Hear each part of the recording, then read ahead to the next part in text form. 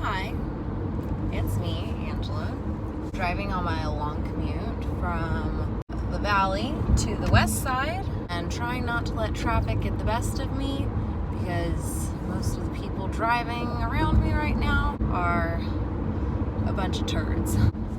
My commute is anywhere from 50 minutes to an hour and a half each way.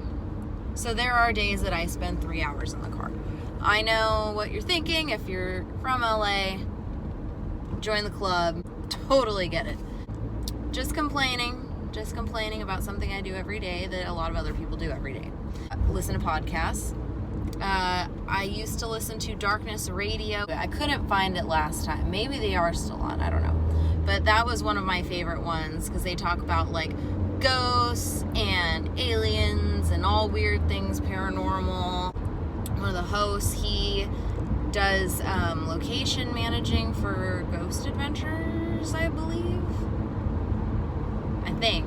I could be wrong. So I used to listen to that all the time, and then I got on this true crime train. As my friend Hannah said, you gotta listen to Sword and Scale.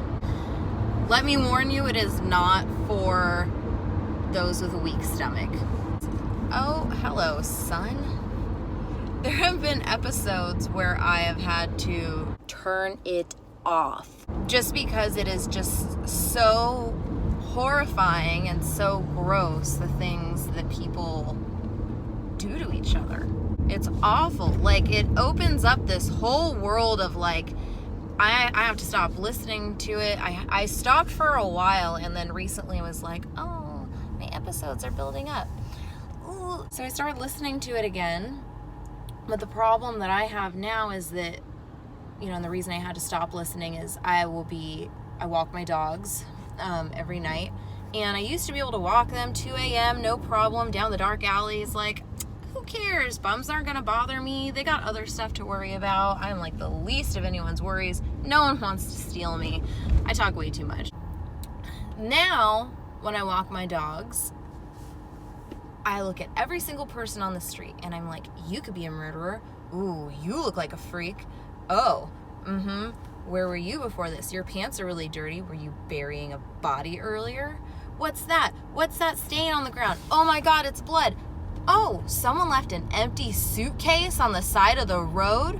I bet it's got a dismembered torso in it. That's how I think now. It's like really bad. My boyfriend was like, I told you not to listen to it. I told you that it's going to make you paranoid, and I didn't listen. But I don't think it's all bad because I think before I was very trusting. Now I'm just prepared when I'm walking about that I have some sort of protection on. When I walk my dogs now, I have my pepper spray, and I've got my taser that I got. I got it from $5 Knife Guy downtown when we were filming, and it's got a built-in charger. This thing is cool, and it's got a flashlight. It's just made me more aware, which I do think is a good thing, but it has put some crazy little thoughts in my head because my mind is constantly running. Okay.